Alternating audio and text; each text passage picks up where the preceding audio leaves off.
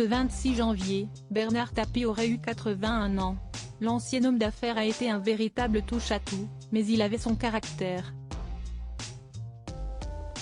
Une journaliste bien connue a même fait un récit assez étonnant d'une interview qui aurait pu très mal tourner. Le 26 janvier sera désormais une journée très particulière pour les proches de Bernard Tapie et ses nombreux admirateurs, à commencer par les amoureux de l'Olympique de Marseille. Décédé le 3 octobre 2021 à l'âge de 78 ans des suites d'un cancer, l'homme d'affaires aurait eu 81 ans cette année. Le natif du 20e arrondissement de Paris a eu 1000 vies puisqu'il a été à la fois homme politique, président de club de football, animateur à la télévision, mais également chanteur, sortant notamment un disque de rap avec Doc Gynéco dans les années 90. Pour assurer la promotion de cette collaboration musicale, Bernard Tapie a fait la tournée des émissions à l'époque et il s'est notamment rendu sur le plateau de Thé ou Café, animé par Catherine Seilhac. Un souvenir visiblement marquant pour la journaliste, mais pas forcément pour les bonnes raisons. D'après le récit de la femme de Claude Sérillon, l'homme d'affaires s'est montré particulièrement agressif à son égard.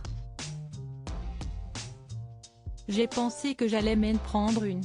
Tout du long, pendant l'émission, je me suis dit intérieurement, je lui en collerai une, je répliquerai aussi, a-t-elle raconté dans Vous les femmes, auprès de Daniel Morin, en février 2019. Un moment compliqué pour Catherine Seilhac, une interview sous haute tension donc et Catherine Seilhac n'a pas vraiment pu aborder les sujets qui fâchent avec le père de Sophie Tapie, comme l'affaire du Crédit Lyonnais. Je n'ai pas eu trop l'occasion, parce qu'à la fin, bon, il s'est fâché de toute façon dès le début, donc ça a été très tendu, et à la fin, il a arraché son micro et il est parti, se rappelle-t-elle, des années après.